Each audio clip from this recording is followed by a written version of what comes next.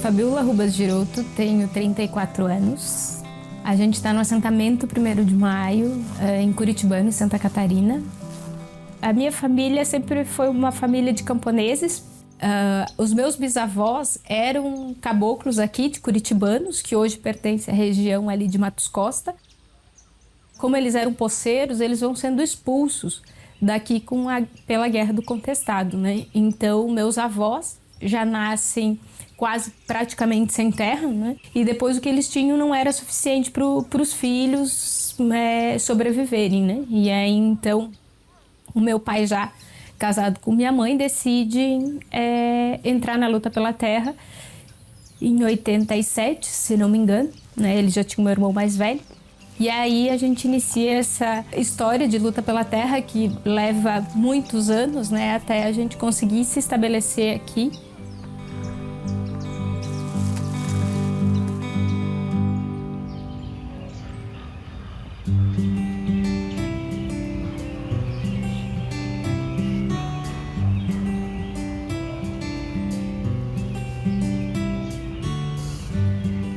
Eu sou Clarissa Zeidler, sou natural de Porto Alegre.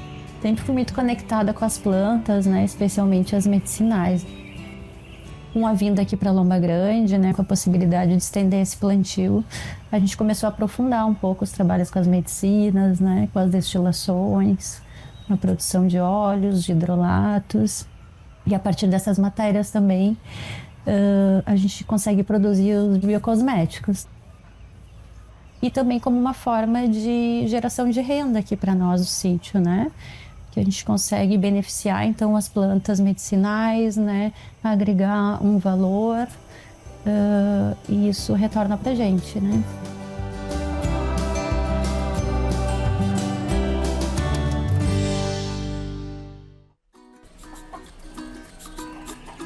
Sou a Michele Cruz, sou filha e neta de quilombolas.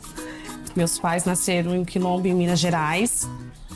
Sou mãe de 2 crianças, mãe solo, sou professora e tenho a Menina Sabores, que é o meu xodozinho, que é a minha empresa, que nasceu no ano de 2020.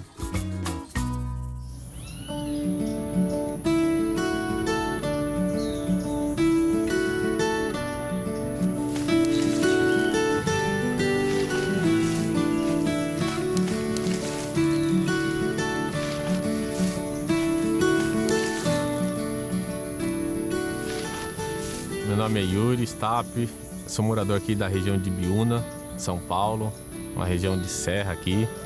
Trabalho com sistemas agroflorestais, focado aqui na palmeira Jussara. E para colher o açaí dela, a gente chama de açaí, mas eu gosto de chamar de polpa de Jussara, mas o nome comum seria açaí de Jussara.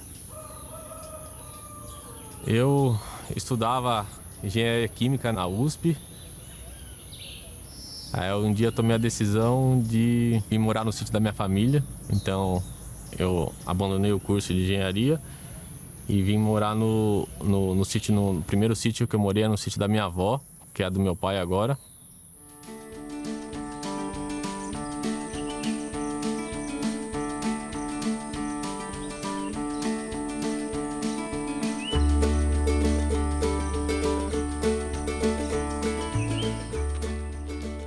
Meu nome é Luísa, tenho 33 anos, sou formada em comunicação e cozinha. Hoje em dia, junto com a minha sócia, né, Lenara, a gente está à frente do Trio Ecológico, que é uma proposta de entrega de alimentos orgânicos, mas mais do que isso, a gente sempre tenta levantar a bandeira, né, do ecológico, não só pela entrega das cestas, mas o Trio Ecológico veio muito para isso também, para dar voz para nós, assim. E hoje em dia a minha atividade principal, além de ser mãe da Pilar,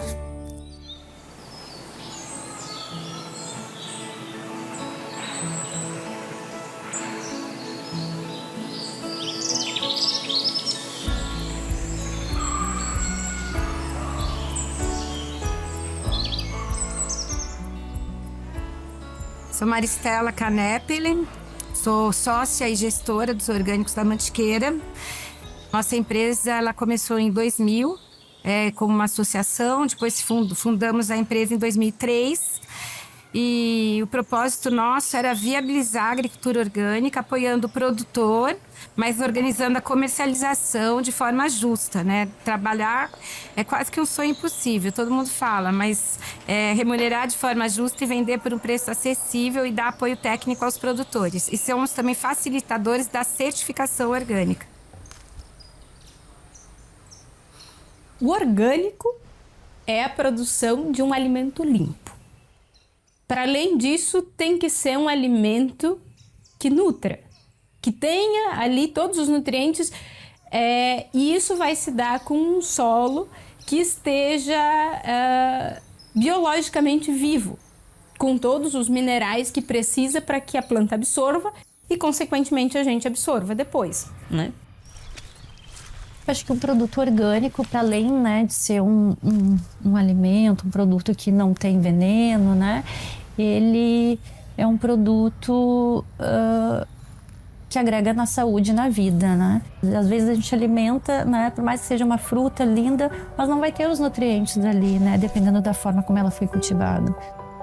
Então eu acho que alimento orgânico é saúde, é vida e é regeneração, né? Não só do nosso corpo, da nossa saúde, mas regenerar a terra também, né? Para mim, o orgânico se mistura com o ecológico, com o agroecológico, e é essa coisa toda que envolve tudo isso que a gente vê, né? Não só o alimento em si que tá ali no prato, mas tudo isso que a gente vive tá por trás dessa palavra hoje em dia. Então, o orgânico para mim é tudo isso, essa mistura, essa troca, essa junção de pessoas que faz com que a gente tenha um alimento de verdade na nossa mesa, sem veneno e que eu sei de onde veio, né? Para mim, isso é orgânico. Produto orgânico, ele tem que seguir as normas, a lei de cada país para orgânico, né? Mas a lei brasileira de orgânicos, ela estabelece quais são os insumos que você vai poder usar, a forma como você tem que tratar a sua terra, a obrigatoriedade de você ter auditoria ou ser participativa, você tem que ter um coletivo estabelecido e que faça o controle na participativa, que você tem que ter cuidado com o meio ambiente, cuidado com os seus funcionários, cuidado com a sua água.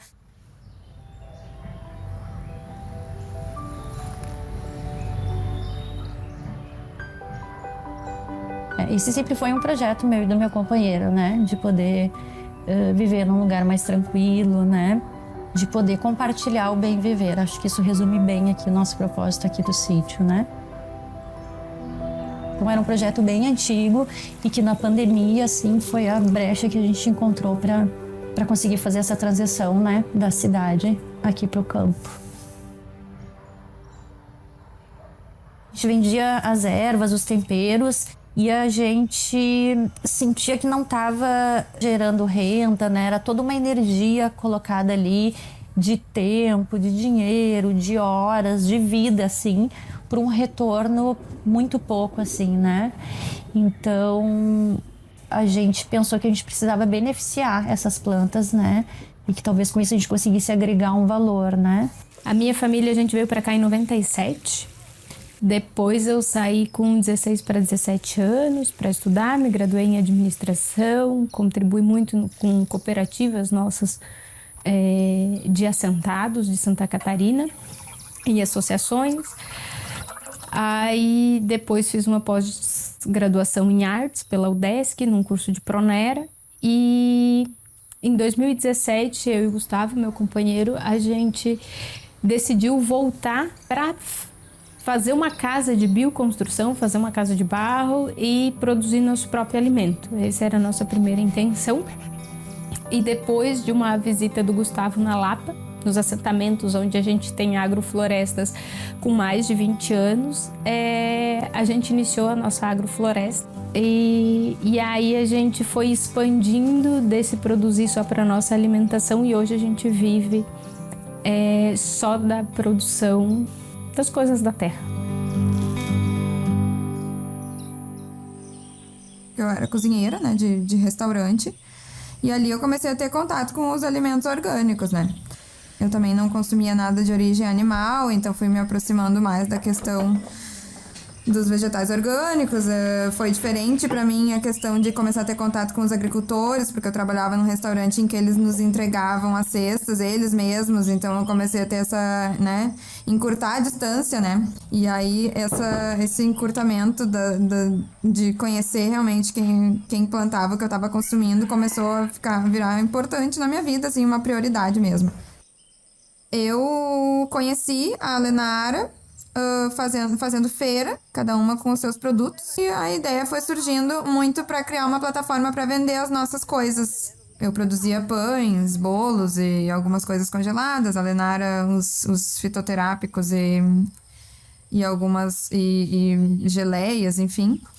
E evoluímos para a questão das entregas. E aí a gente foi atrás dos produtores que podiam ser parceiros e, enfim, de 2019 para cá já aumentou bastante. Eu sou de formação, eu sou cientista social, sou de São Paulo, capital, mas eu sempre adorei a parte ambiental e tenho essa lembrança comigo, assim, que eu acho que eu era, sei lá, 12 anos, que eu sempre gostei muito de ler e eu comecei a ouvir falar das comunidades agrícolas na Europa, que eram contra os agrotóxicos. Daí eu fui ler sobre a Revolução Verde e fiquei chocada, porque eu era uma menina de São Paulo, pensar que estavam pondo veneno na comida e tal. E aí isso aí eu lembro bem pirralha. E daí depois eu fui me envolvendo cada vez mais com essa questão. E depois em São Paulo, com meus filhos, eu circulava para comprar produto orgânico para eles, bebezinhos, né, tal. Queria só comida orgânica. E nessas fui me envolvendo e acabei sendo distribuidora de orgânicos. E aí acabei mudando para Gonçalves em 2003, para desenvolver o projeto dos orgânicos da Mantiqueira. E comecei do zero. Eu não entendia muita coisa de sítio, não sabia nem cavar uma enxada, nem dirigir trator. Então eu fui trabalhar com as pessoas que trabalhavam no sítio para aprender como que é trabalhar na roça mesmo. Plantar, colher, dirigir trator. Aí estudando bastante por conta, lendo livros, revistas. E naquela época a internet ainda não tinha muito, mas era aprendendo na prática. Até o dia que eu fiz o curso de agrofloresta em Ubatuba com o Ernest, que é esse expoente de agrofloresta, no caso ele chama de agricultura sintrópica agora. Aí eu me apaixonei mais pelo sítio ainda e querer viver um dia. E lá eu experimentei a Jussara nesse curso, a polpa de Jussara. E decidi a partir dali, em 2008, não só fazer reflorestamentos. Já tinha plantado algumas Jussaras, mas fazer um sistema focado em Jussara.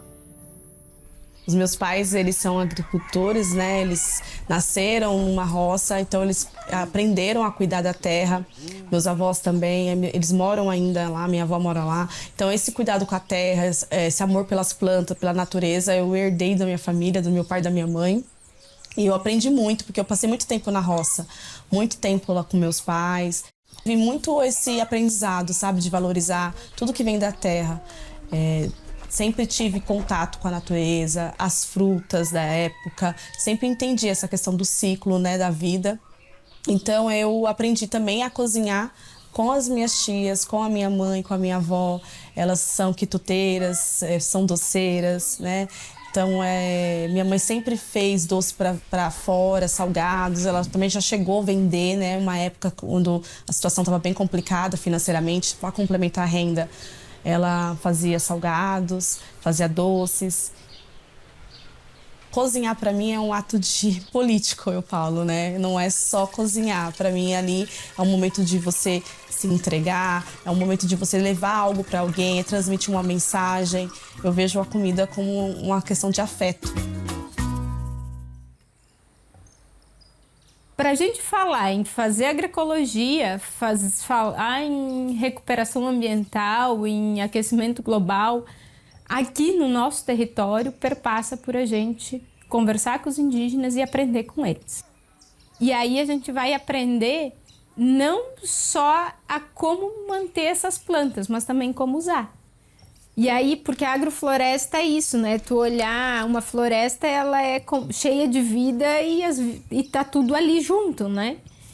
Então, é como tu reproduz isso produzindo, no nosso caso, intencionalmente com grãos, né? Esse cuidado de cobrir a terra, de não deixar o solo exposto. A gente está longe de saber de fato como é que a gente cuida da terra da nossa agrofloresta. Mas cada dia a gente está um pouquinho mais perto, porque a gente vai aprendendo.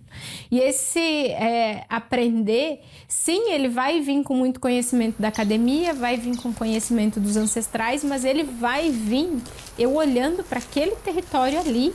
Porque tu tem que olhar para aquelas plantas e entender o que elas estão te dizendo. E a partir disso, tu trabalhar. Então, leva muito tempo para a gente aprender. A gente já cometeu muitos erros e segue cometendo. Mas cada dia que a gente vai, maneja e faz, a gente vai aprendendo um pouquinho mais. O foco da agrofloresta é as medicinais, né? Então, a maioria das plantas que estão ali, elas estão para serem destiladas, ou para chás, ou para extratos, oleolitos, melitos, né?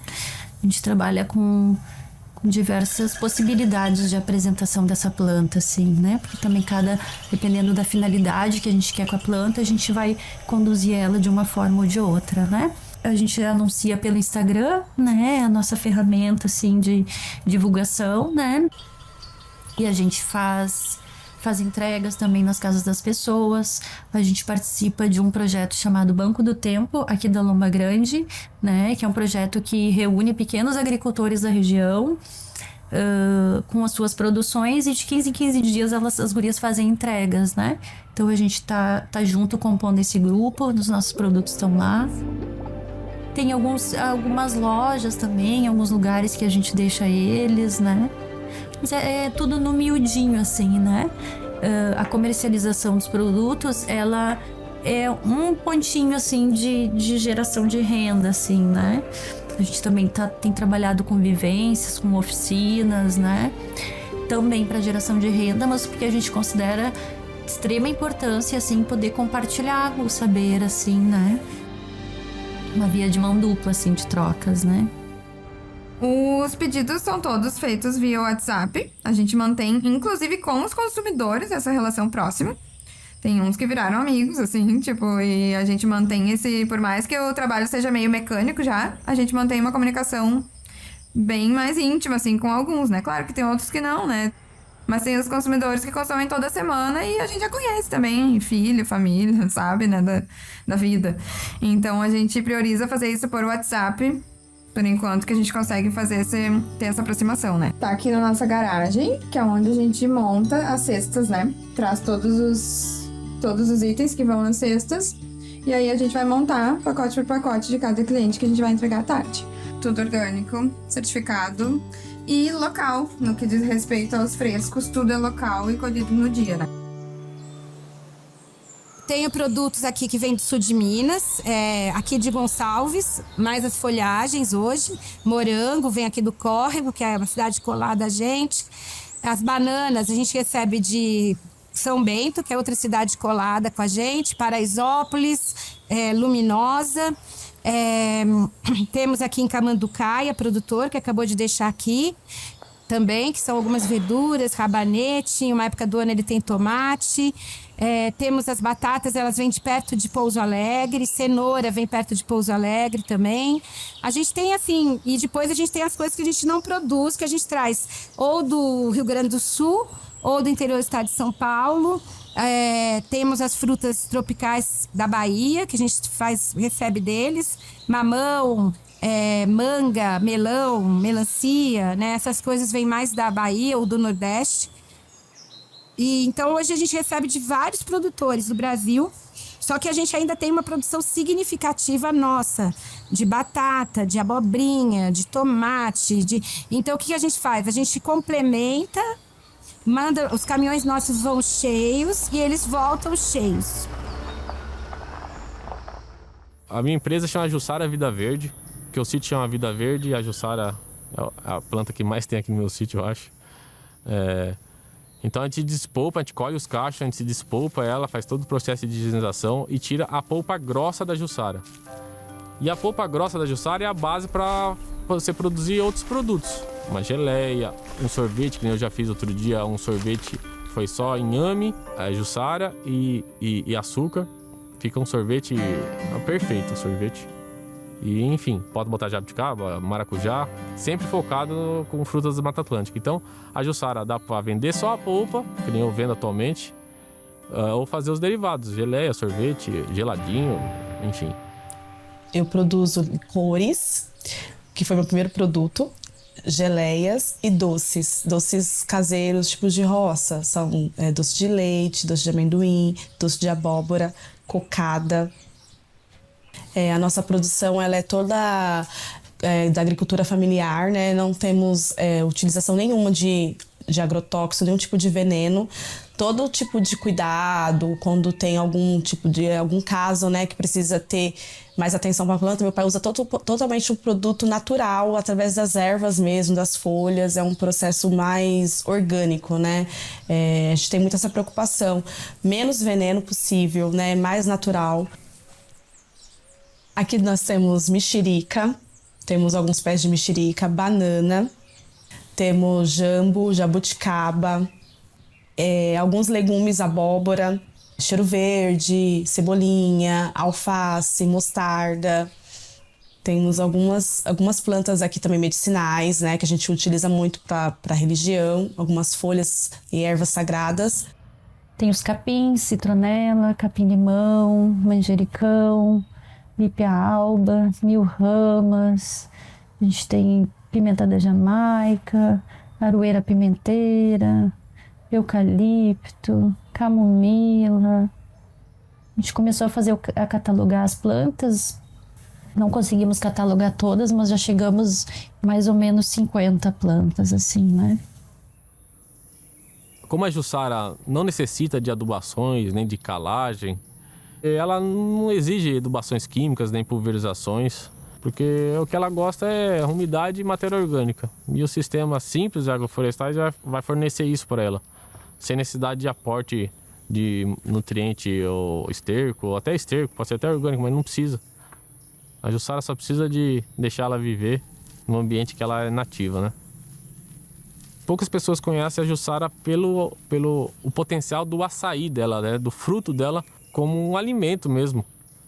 E hoje em dia se limita a regiões litorâneas do estado de São Paulo, Ubatuba e Vale do Ribeira também, que tem alguma produção de polpa de Jussara. Aqui na Serra é praticamente inexistente a produção de polpa, por falta de florestas e por falta, nesses resquícios de floresta, por falta de Jussara e por falta de conhecimento das pessoas que têm algum sítio, alguma RPPN, alguma reserva legal, de reintroduzir a Jussara nesses sistemas.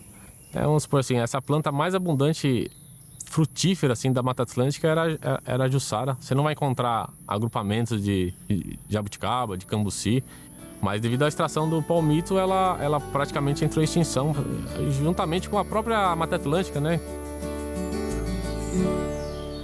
Que no Brasil, você pode produzir orgânico e são raras as áreas em que você ganha algum tipo de compensação ambiental, você tem acesso diferenciado a alguma coisa, né? Isso tudo são questões que o agricultor familiar, o orgânico, ele tem que se mobilizar para conseguir conquistar mais espaços, né? A gente faz hoje a preservação sem ter nada, a gente só tem custo. É que falta mesmo educação alimentar. O Brasil é um país que está começando a despertar para a segurança alimentar, mas que eu acho muito difícil mudar algumas estruturas. Os outros países já estão percebendo que o custo de dias de trabalho sem o comparecimento de funcionário, problemas de coração, problemas de pressão, 1000 problemas. O câncer aparecendo, problemas hormonais, porque o hormônio está na água, porque os agrotóxicos são na água. O custo para você limpar um rio é altíssimo. Não se faz agroecologia e não se faz produção de orgânico em grandes fazendas com enormes maquinários. A gente precisa de pessoas trabalhando no campo, na terra, para se fazer agroecologia, se produzir alimento e reverter o aquecimento global. Território e pessoas. Pessoas dentro desses territórios, com respeito, com responsabilidade, com cuidado, com condição de produzir esses territórios. Quem produz não conhece quem consome, e quem consome não conhece quem produz. Se isso não aconteceu, não existe justiça, porque as pessoas se desconhecem. A justiça vai a partir do momento em que haja conhecimento, haja entendimento entre essas pessoas E isso vai nos moldando culturalmente. Se eu vou produzir um alimento que vai ser armazenado por outro e vai comercializado por outro e que vai ser comprado por um quarto pessoa, eu vou ter que fazer uma distribuição de lucro para todas essas cadeias. A agricultura, nesse sentido, não se sustenta. Se a gente tem uma feira, o agricultor não vai vender a cenoura a 66 centavos. E a pessoa não precisa comprar por R$5. Você tira esses canais do meio, você consegue ter um acesso com preço melhor para quem compra e um preço melhor para quem vende. E aí a gente consegue ter um pouco mais de comércio justo. Quando a gente estava no meio da produção desse primeiro ano que a gente produziu polpas, a gente viu a dificuldade muito não só na logística, mas também em alavancar as vendas também, que a gente estava com um produto e estava com um pouco de dificuldade de vender, e também no gerenciamento dos investimentos. A gente não tinha noção nenhuma, na verdade, a verdade é essa, da parte do plano de negócio. Como investir, no que investir mais importante, como que é a depreciação de máquinas. Nunca tinha ouvido falar sobre isso. Quando surgiu essa oportunidade de fazer o curso de empreendedorismo orgânico, a gente nem pensou duas vezes, né? Mas não, ainda mais que o curso era extenso, né? E depois de ter o atendimento individualizado, né? Então, casou muito bem para a gente compreender como funciona toda uma parte mais administrativa. Porque geralmente a gente quer da roça, a gente quer saber de trabalhar no sítio.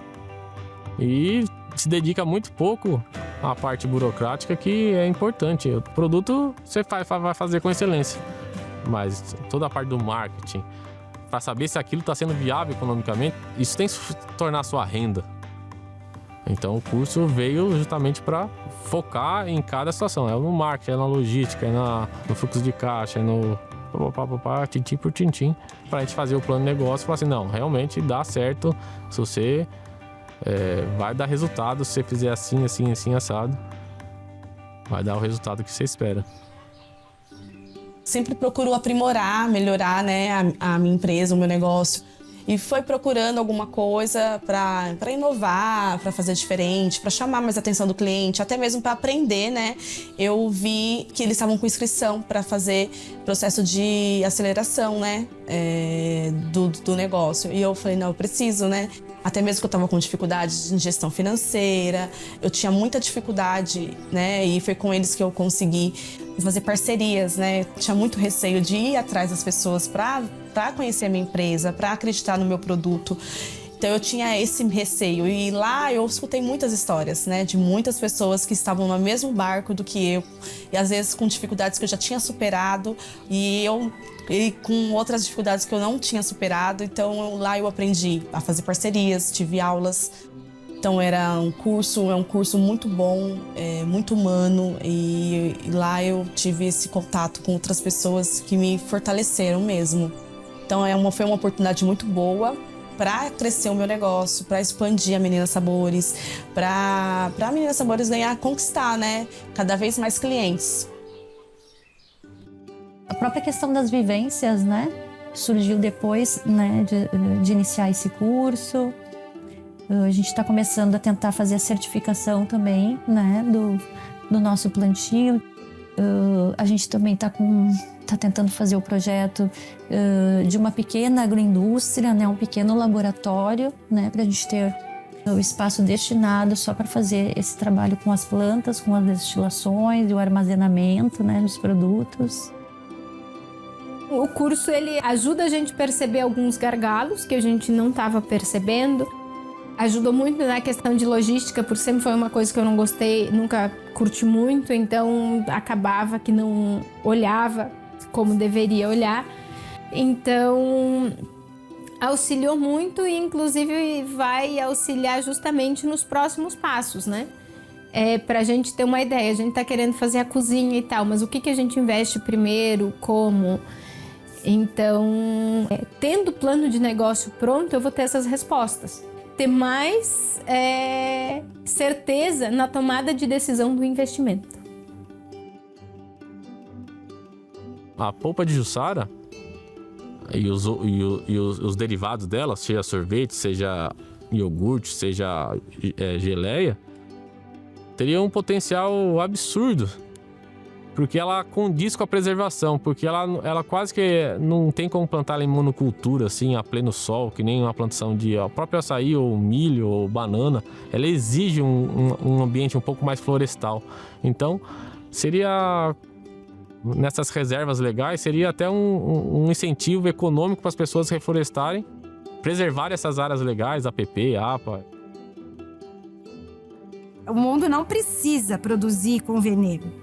Ele pode produzir sem veneno. Ele tem que jogar menos comida fora, que daí já daria para alimentar uma grande parte das pessoas que passam fome.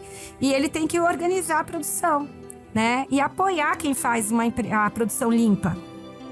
Isso é fundamental. A gente aqui encara que a gente tem uma responsabilidade social. A gente tem que estar trabalhando com a comunidade. A gente tem que ser ativo na comunidade. Não é só produzir e vender. E isso é o orgânico que eu acredito e que da onde eu vim. E eu vou continuar acreditando nele. A gente sempre priorizou também no Tricológico fazer essa aproximação, né?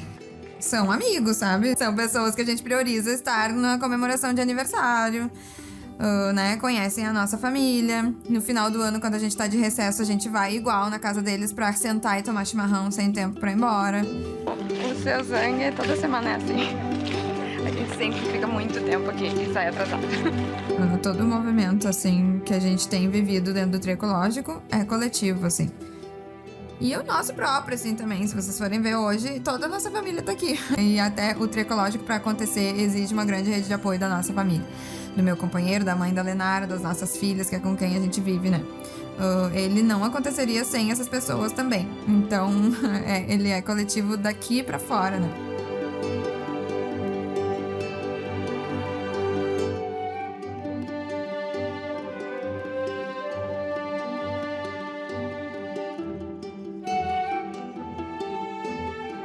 A Meninas Sabores, para mim, me representa a liberdade, né? Eu acredito muito nisso. Em 2019, eu tive meu filho e no processo de ter um filho, eu me divorciei de um casamento de 10 anos e tive que sair da casa da família do pai dos meus filhos, né? Para poder ter um pouco mais de tranquilidade. Então, quando eu complementei a minha renda com a Meninas Sabores, eu consegui também essa liberdade, né? Então, a Meninas Sabores, ela me fortalece, né? Quando eu escuto, nossa, seu produto é muito bom, o que você faz, você tem mãos de fada, é o que eu mais escuto, né? Então, pra mim, foi me trazendo autoestima, porque eu passei por um processo de depressão, né? Então, eu me senti muito desvalorizada, desrespeitada. Então, pra mim, quando eu vim com a Meninas Sabores, tudo isso veio junto, né? O respeito, o amor, né? O afeto. Então, pra mim, foi uma forma de liberdade. A minha empresa me libertou e me trouxe valores, bastante valores.